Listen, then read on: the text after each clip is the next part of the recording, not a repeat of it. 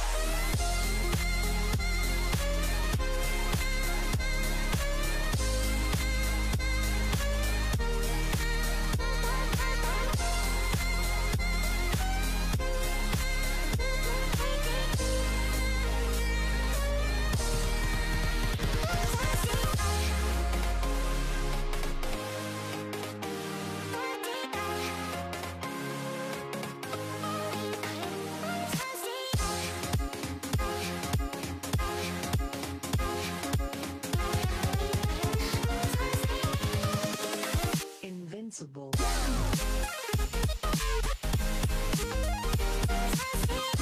Now running around here, I believe I start to make my iron packs, as I have enough iron to make all 3 of them. Another pain of being a 1-star is I do not have my prestige engineering, and so it's going to be much harder to get a lot of the crafts that I'm so used to having. However, most of those crafts did rely on me having the prestige engineering, so I guess it all works out in the end. Now here I make full iron armor, an iron sword, in a bucket rather than a pickaxe, which works out in the end, as I did find more iron in my cave, and I was able to smelt some iron. As you can see, I still have a few in my inventory. I was able to smelt some iron to be able to mine some of the ores that required an iron pickaxe in this cave.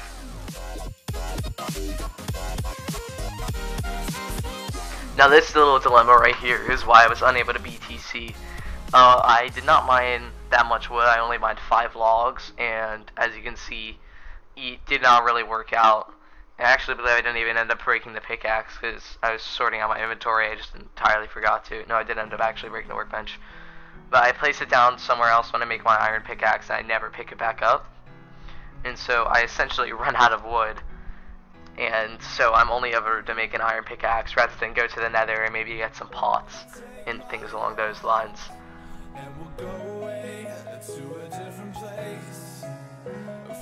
Now as you all can see here, I am making my furnace, as I did not have my 4th iron pack, so I wasn't just able to put in a lot of my wood. Or no, I wasn't just able to make it. And right there I find diamonds that ends up being a 3 vein. And yeah, this is why I made the bucket, because it makes it so much easier to go around lava pools rather than slowly block placing across them, and it just saves so much time. And the goal of caving is to try to maximize efficiency, and so that way we can get as many ores as possible.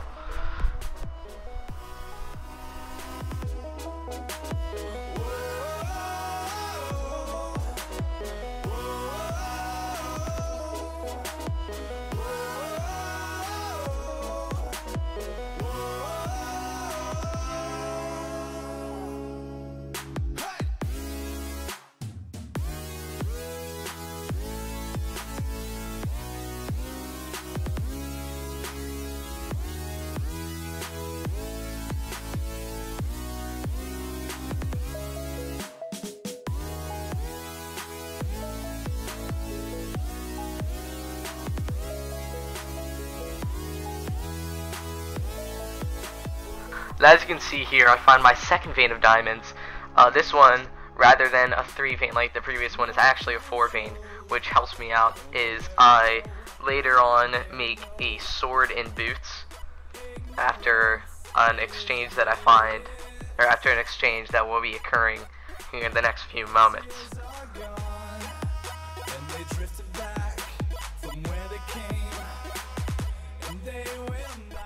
Now running around this point, my cave really does start to die down.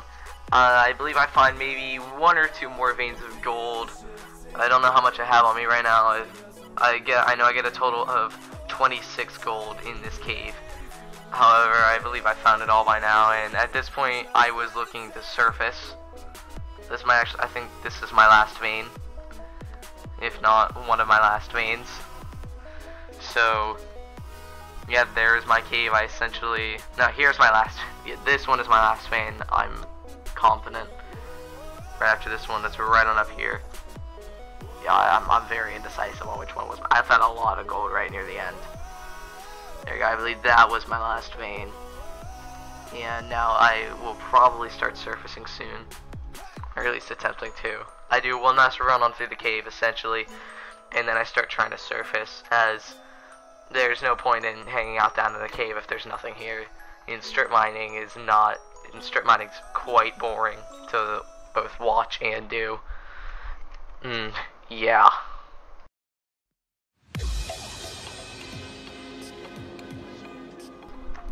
Now running up here, I decide I'm going to surface. I've exhausted all other options, really. I've explored the rest of the cave. I did find this ravine. It was too close to the surface for me though, so I decided it'd be more worth it just to try and surface and get on up out of this cave system. Now, running up here, I do actually get ambushed. Right here actually, I'm trying to make sure, because I see this sand over here to my right, and I'm wondering if any of it's up here, and so I'm trying to go up safely, and so that way sand doesn't suffocate me and make me take more damage than I already have. However, at one point, I pretty much just assume that it is safe.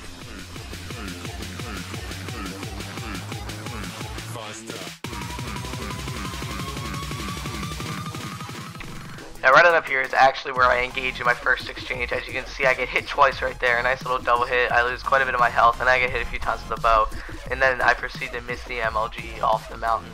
So now I'm around 4.5 hearts down. I shoot this guy and I realize he's at 13 health. He hits me a few more times as I'm climbing up the hill.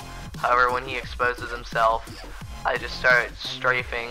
Not the best of strafes, right, then I go left, right, and then I start kind of jump shotting him, and when he barricades, it really is this big mistake because I'm able to hit him so many times, and then I get him right there. I barely took any damage after he got that initial backstab on me. Once I had pretty much recovered and I had settled down, he only hit me once or twice, I believe, which I feel like I performed fairly well in that fight. Now, I did actually forget to pick up the rod, and I realized this while I'm smelting my gold on the surface, pretty obviously, and just as I run on over to it, it despawns. I'm pretty sure you guys will be able to see this, but at this point I'm thinking, man, well, I'll P-box his head and I'll hopefully get something really good. But then I realized, oh man, I can't P-box. And I'm like, why does he have 5 buckets? And it's kind of just like, yeah. So running around here is one of the perks of having Eve's Temptation. I'm able to duplicate my apples and really make 2 apples with pretty much just 1. Now right here, an enemy does actually backstab me. They do have an enchanted diamond sword. They're fully enchanted, which makes me suspect they are either a 1-star who made an enchantment table, or a higher star who made proj books as well as prop books.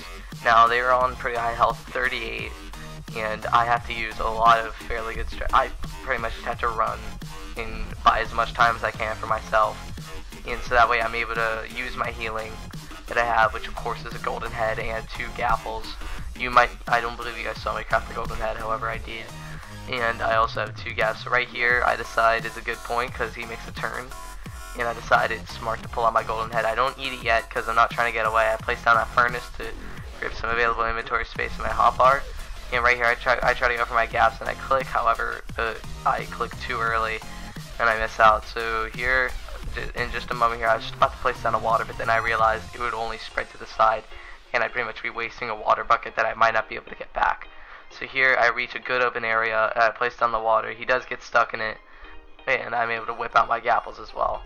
Now I pick up another water bucket right on around here. Thankfully he does not take the inside of that turn, he takes the inside and follows close behind, and he does mess up there, and I have time to pop off one of my gaps.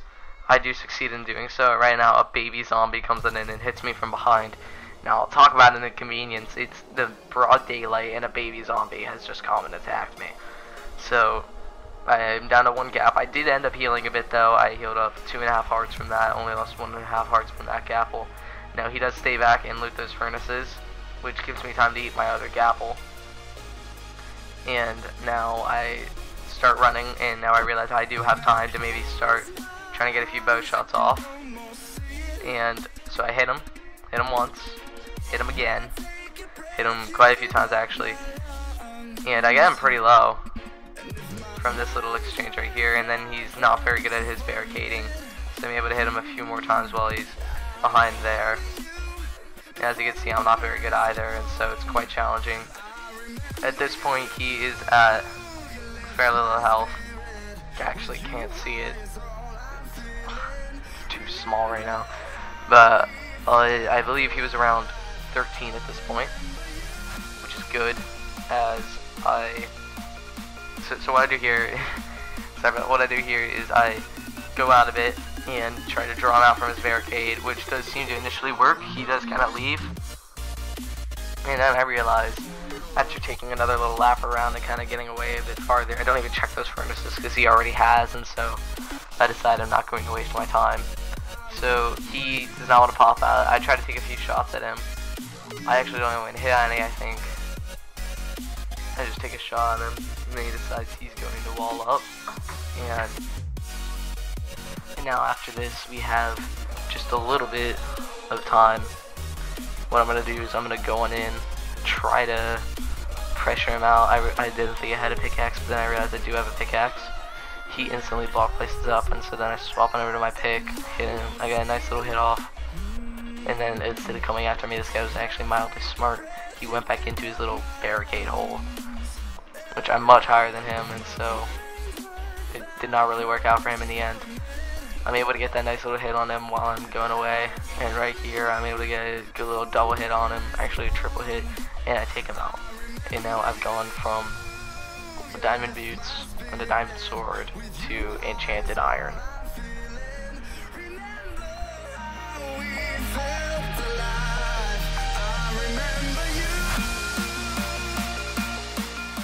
Now right here I begin fighting this half diamond. Now they really just take a few bow shots at me and then they begin to run, and the fight, nothing really amounts from this fight. It's kind of just here, so I'm just gonna speed it up for you guys, as it doesn't really matter at all. They kind of just wall up and then dig down, I suppose, as I did not see them for pretty much the rest of the game.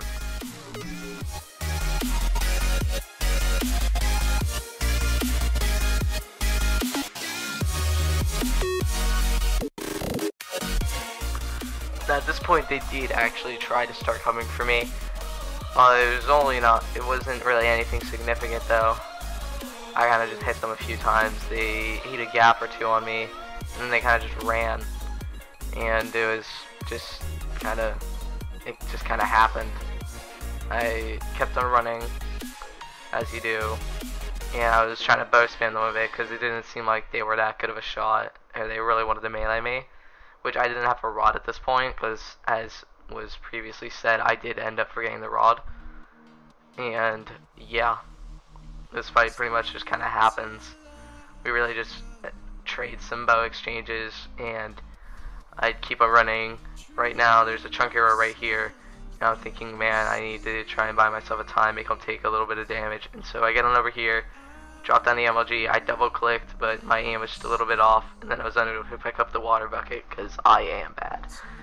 And so now we have this little fight going on, this small little exchange. Yeah, pretty much after this short little exchange, they run away. I try to start to rush them, push up the hill a bit after them. However, right on around here, they do leave, and it kind of just, I start to try and pursue after them. However, I lose them, and so I decide I'm just going to give up on the chase. Now running around here, I do in fact get backstabbed again. I start trying to craft all my arrows, which is the second time in the game I got backstabbed while trying to craft. I only craft a few. I let them hit me a couple of times, and so that way I can end up getting my arrows. Now this kid did have some pretty solid accuracy, I noticed. They were only a 4-star. I feel like I choked a bit in this fight because I got backstabbed initially, and so I had to pop a head on him, which was unfortunate. But I mean, you gotta do what you gotta do. There was a point where I kind of just ended up being in this bow exchange with him. He did not have horrible accuracy, if I was honest. I mean, I did not perform as well as what I felt I could. I mean, he even said afterwards, like, how did I get you so low? I'm trash. And it was kind of like a meme. And so essentially, I hit him a few times. I don't even know what he's at right now. But, yeah. I just continue this bow exchange, again, continuing to miss shots because of how horrible I am at this game. I start trying to melee him. He gets the initial combo on me. Those were a few fishy hits, I felt. He gets 2 good old hits off on me. And I start trying to bow at him, getting that last little pop on him just to get the kill. Because if I know that if I succeed, then I will most likely get enough loot to be able to get like some better stuff, essentially, because I would be able to combine my 2 bows and get a power 2, which, me being the genius that I am, I did not pick up the bow from the previous, no, actually the previous guy didn't even have a bow. I didn't pick up the bow from the first guy. In fact, I hadn't even really fought anyone. I was planning on had I picked up the loot from the guy from the half diamond, if I had to end up killing him, that would have been great. So now this Randy comes in, starts trying to steal my kill, and so I hit him a few times. And right here is actually a nice little shot I'm kind of proud of. The kid was on 0. I just took a shot. First shot I hit him. And I hit this kid, I believe, 3 or 4 times. And yeah, I hit him twice. Got him moderately low. I could have probably stayed and tried to fight, but I did not want to risk it because he was very geared. And 0-0 seemed to be pretty populated.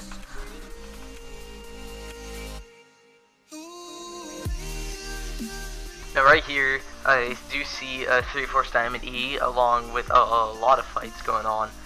And so essentially, I determined I'm going to hide behind this tree and I'm going to clean this, as if I'm able to clean this, I will most likely be full diamond. Or I will be full diamond actually if I do clean this, and that'll probably give me the greatest chance of winning this match.